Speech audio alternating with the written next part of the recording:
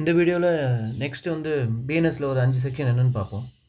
ஆக்சுவலாக இந்த வீடியோவில் வந்து பார்த்திங்கன்னா நம்ம ஒரு 7 செக்ஷன் பார்ப்போம். ஏன் 7 செக்ஷன் பார்க்குறோம் அப்படின்னா, ஸோ ஒரே சாப்டரில் ஆல்மோஸ்ட் இந்த சாப்டர் முடியுது. இந்த வீடியோவில் நம்ம செக்ஷன்ஸ்லாம் பார்த்துட்டோம் அப்படின்னா, இந்த சாப்டரில் 169லேருந்து 177 வரைக்கும் பற்றி பேசுகிறாங்க. இந்த சாப்டர் என்னென்னா of offence relating to election. So election டைமில் என்னென்ன மிஸ்டேக் பண்ணுறோம், இல்லைனா அதுக்கான பனிஷ்மெண்ட் என்ன அப்படிங்கிறது தான் இந்த சாப்டரில் பேசியிருக்காங்க. ஸோ இந்த வீடியோ மூலயமா முடியும் போது பார்த்திங்கன்னா இந்த சாப்டருக்கு எல்லா செக்ஷனும் நம்ம வந்து டிஸ்கஸ் பண்ணியிருக்கோம். ஸோ இது வந்து ரொம்ப கஷ்டமானதெல்லாம் இல்லை. ஸோ எல்லாம் ரிலேட்டடாக இருக்கும். ஸோ அதனால் இந்த வீடியோவில் எல்லா இந்த சாப்டரில் இருக்க செக்ஷன்ஸை பற்றி நம்ம டிஸ்கஸ் பண்ணி என்னென்னு பார்ப்போம். ஸோ ஃபஸ்ட்டு வந்து பார்த்திங்கன்னா செக்ஷன் 171 பிஎன்எஸ். இதில் என்ன சொல்லியிருப்பாங்கன்னா undue influence at election. So இந்த அன்டியூங்கிறது வந்து பார்த்திங்கன்னா நீங்கள் ஆல்ரெடி கான்ட்ராக்ட் ஆக்டில் படிச்சிருப்பீங்க. அன்டியூ இன்ஃப்ளூயன்ஸுங்கன்னா என்னென்னா, இப்போ ஃபார் எக்ஸாம்பிள் ஒரு பர்டிகுலர் பர்சன் பவர்ஃபுல்லாக இருக்காங்க, அவர் வந்து ஒருத்தவங்கள இன்ஃப்ளூயன்ஸ் பண்ணி வேறு யாருக்காச்சும் ஓட் போடுறதுக்கோ இல்லைன்னா மற்ற இன்ஃப்ளூயன்ஸ் அவங்கள பண்ண முடிஞ்சு அப்படின்னா அது வந்து செக்ஷன் 171 கீழே அதை என்னென்ன டிஃபைன் பண்ணியிருக்காங்க இது. ஸோ இதுக்கான பனிஷ்மெண்ட் வந்து பார்த்திங்கன்னா 174 சொல்லியிருப்பாங்க.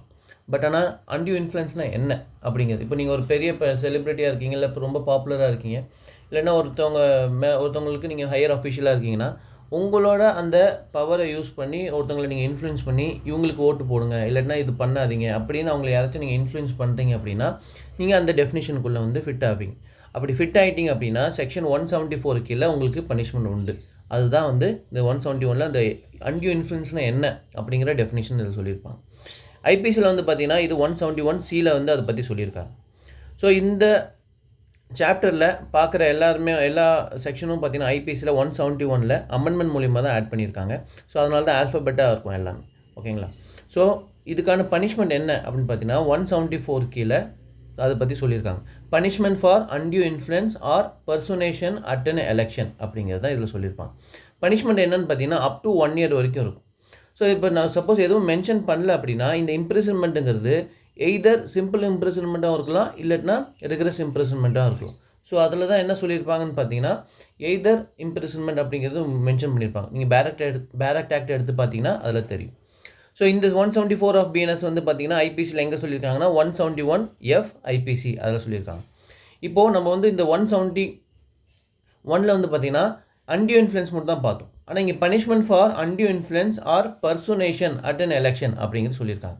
இப்போ இந்த பர்சனேஷன் பற்றி எங்கே சொல்லியிருக்காங்கன்னா செக்ஷன் 172 சொல்லியிருக்காங்க. ஸோ இந்த செக்ஷன் 174 வந்து இன்பிட்வீனில் போட்டதுக்கு காரணம் வந்து பார்த்தீங்கன்னா ஸோ தட் 171 and 172 அந்த ரெண்டுக்கான பனிஷ்மெண்ட் வந்து இதில் சொல்லியிருக்காங்க. ஸோ தட் அதை பேஸ் பண்ணி நம்ம வந்து தெரிஞ்சுக்கலாம் அப்படிங்கிறதுக்காக தான். ஸோ விஷுவலாக நம்ம அதை பார்க்கும்போது ஓகே எந்த கன்ஃபியூஷன் ஆகாதுன்னு நான் நினச்சேன். எனக்கு வந்து என்னோடய லேர்னிங் ப்ராசஸ் இப்படி தான் இருக்குது. ஸோ அதனால் வீடியோலையும் அதே மாதிரி மென்ஷன் பண்ணியிருக்கேன் நான். ஸோ இந்த பர்சனேஷன் அப்படின்னா என்னென்னா ஆள் மாற்றம். இப்போ நான் வந்து எனக்கு என்னோடய ஐடியில் நான் போய் ஓட்டு போடணும் ஆக்சுவலாக. பட் ஆனால் வேறு ஒருத்தவங்க என் பேரில் இல்லை எனக்காக ஓட்டு போட்டுட்டாங்கன்னா அதுக்கு பேர் தான் பர்சனேஷன் அப்படிங்கிறது. ஸோ நீங்கள் சர்க்கார் படம் பார்த்துருந்தீங்கன்னா அதில் யோகி பாபு வந்து பார்த்தீங்கன்னா விஜய்க்கு பதிலாக அவர் ஓட்டு போட்டிருப்பார். ஸோ அவர் என்ன அஃபென்ஸ் கமிட் பண்ணியிருக்காருன்னா இந்த பர்சனேஷன் ரிலேட்டடான அஃபென்ஸ் தான் கமிட் பண்ணியிருக்காரு. ஸோ அப்போது செக்ஷன் 172 அவர் வந்து அந்த பர்டிகுலர் டெஃபினேஷனில் ஃபிட் ஆகிறாரு. அது ஃபிட் ஆகிறனால அவருக்கான பனிஷ்மெண்ட் என்னன்னு பார்த்தீங்கன்னா செக்ஷன் 174 கீழே அவருக்கு பனிஷ்மெண்ட் கொடுக்கலாம் அப் டு 1 year ரிலேட்டடாக இருக்குது. ஸோ அன்டியூ இன்ஃப்ளூயன்ஸுங்கிறது இப்போ நான் ஒருத்தன் எக்ஸுங்கிற பொலிட்டிக்கல் பார்ட்டிக்கு நான் ஓட்டு போடணும்னு நினைக்கிறேன். பட் ஆனால் என்னை இன்ஃப்ளூயன்ஸ் பண்ணியோ இல்லைனா என்னை ப்ரெஷரைஸ் பண்ணி வேறு யாருக்காச்சும் ஓட்டு போட்டு வைக்கிறாங்க அப்படின்னா it's kind of undue influence. But ஆனால் இப்போ வந்து ஆள் மாற்றம் பண்ணியிருந்தாங்கன்னா அது பர்சனேஷன். ஸோ இந்த ரெண்டுத்துக்குமான பனிஷ்மெண்ட் எங்கே சொல்லியிருக்காங்கன்னா செக்ஷன் 174 சொல்லியிருக்காங்க. நெக்ஸ்ட் வந்து பார்த்தீங்கன்னா செக்ஷன் 175. செக்ஷன் 175ங்கிறது என்னென்னா false statement in connection with an election. So false statement அப்படின்னா என்னென்னா இது மாதிரி பிரச்சாரம் டைம்லையோ இல்லை மற்ற விஷயங்கள் எலெக்ஷன் ரிலேட்டடாக இருக்கும்போது பொய்யா ஒரு விஷயம் சொல்கிறது பார்த்திங்கன்னா அதுதான் ஃபால்ஸ் ஸ்டேட்மெண்ட். அதுதான் இந்த செக்ஷன் 175 ரிலேட்டடாக சொல்கிறாங்க. ஐபிசியில் வந்து பார்த்திங்கன்னா 171G அதை பற்றி பேசுகிறாங்க.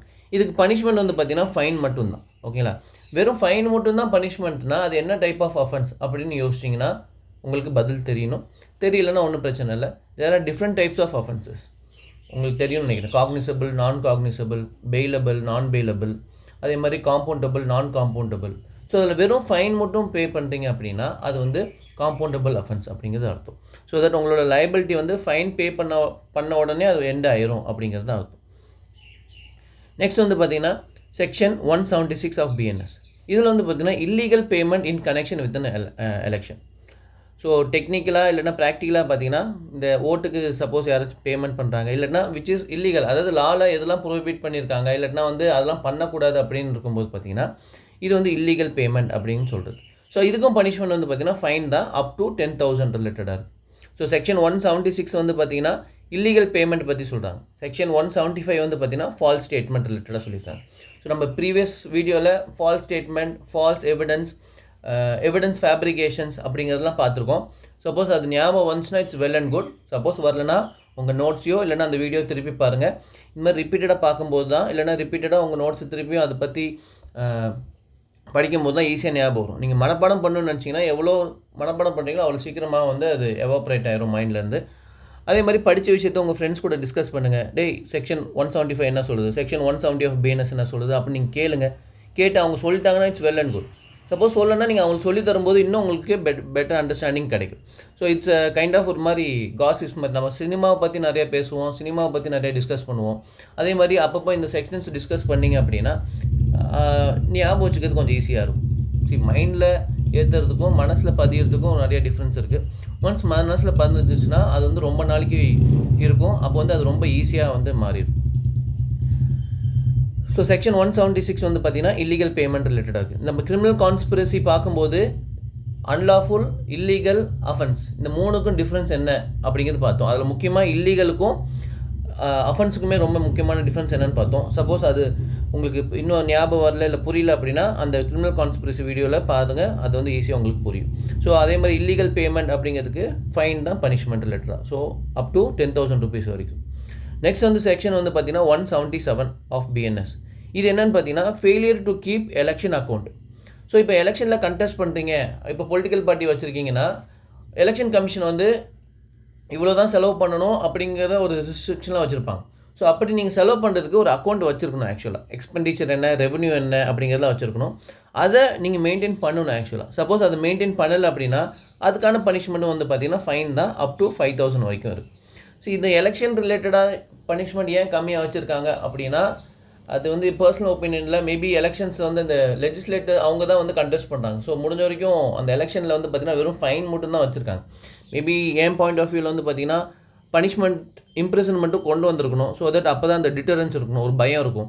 இப்போ வந்து 5,000 10,000லாம் வந்து பார்த்திங்கன்னா அவங்களுக்கு பெரிய அமௌண்ட்டாக தெரியாது ஆக்சுவலி. பட் ஆனால் ஸ்ட்ரிஞ்சன்ட் ஆக்ஷன் எடுத்தாங்க அப்படின்னா அது வந்து கொஞ்சம் பெட்டர் ரிலேட்டடாக இருக்கும். ஸோ இந்த இதில் வந்து பார்த்திங்கன்னா 177 வந்து பார்த்திங்கன்னா failure to keep election account வந்து பார்த்திங்கன்னா ஐபிசியில் 171 ஐயில் வந்து அதை பற்றி சொல்லியிருக்காங்க. அதுக்கப்புறம் வந்து பார்த்திங்கன்னா செக்ஷன் 169 ஆஃப் பிஎன்எஸ். இதில் கேண்டிடேட்னா யார், எலக்டோரல் ரைட்னா என்ன அப்படிங்கிற டெஃபினிஷன் சொல்லியிருக்காங்க. ஸோ இந்த சாப்டரோட ஃபஸ்ட்டு செக்ஷனே இது தான் 169 பிஎன்எஸ். ஸோ கேண்டிடேட்னா யார், அவங்களாம் யாரை வந்து இந்த இதுக்குள்ளே வருவாங்க, அதுக்கப்புறம் எலக்டோரல் ரைட்ஸ்னால் என்ன, இந்த எலெக்ஷன் ரிலேட்டடான உரிமைகள்லாம் என்ன அப்படிங்கிறதுக்கான டெஃபினிஷன் இதில் சொல்லியிருக்காங்க. ஸோ இந்த இதில் இந்த சாப்டரில் 170 and 173 இது ஆல்ரெடி நம்ம டிஸ்கஸ் பண்ணியிருக்கோம். உங்களால் ரீகால் பண்ண முடிஞ்சுன்னா இட்ஸ் வெல் அண்ட் குட். ஓகேங்களா. செக்ஷன் 170 and 173 ரிலேட்டடாக பார்த்துருக்கோம். சப்போஸ் ஞாபகம் வரல அப்படின்னா நான் ஜஸ்ட் இப்போ இதில் சொல்கிறேன்.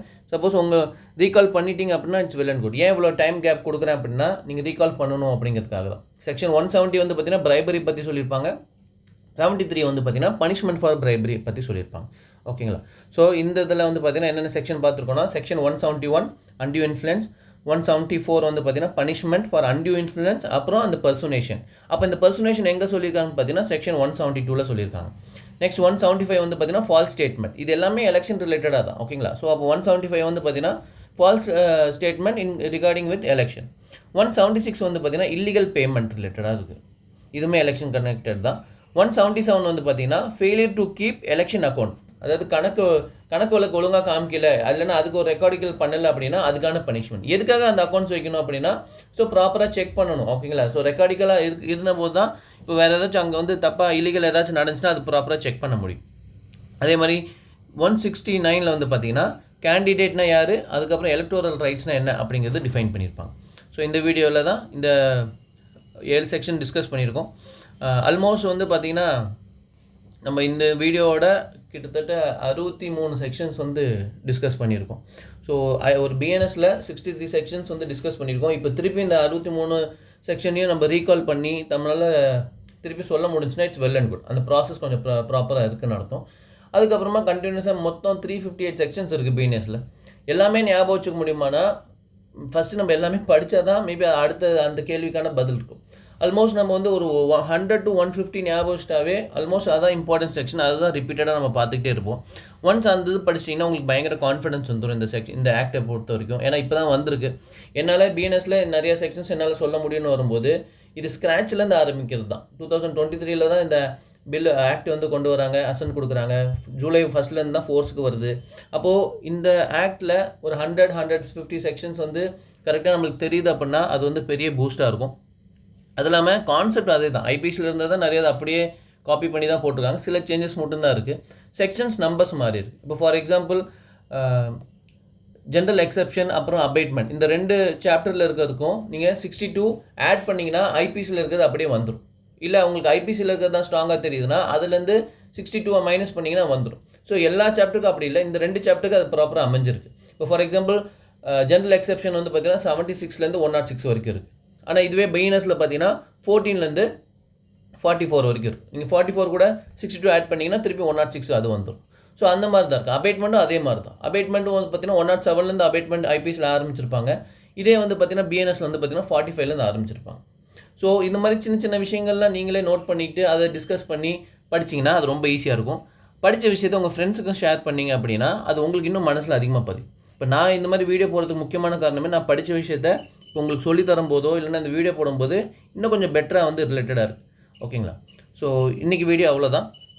உங்களுக்கு டவுட் ஏதாச்சும் இருந்துச்சுன்னா கமெண்ட் செக்ஷனில் சொல்லுங்கள். இல்லைனா ஃபீட்பேக் சொல்லணும்னா ஃபீட்பேக் ரொம்ப முக்கியமான விஷயம். அதை சொன்னீங்கன்னா அதுக்கு தகுந்தாப்பில் திருப்பியும் டிஸ்கஸ் பண்ணிக்கலாம். ஏதாச்சும் டாபிக் வேணும் அப்படின்னா அது நீங்கள் கமெண்ட் செக்ஷனில் போட்டிங்கன்னா அது ரிலேட்டடாக வீடியோ பண்ண முடியும்னு பார்க்குறேன். ஓகேங்களா?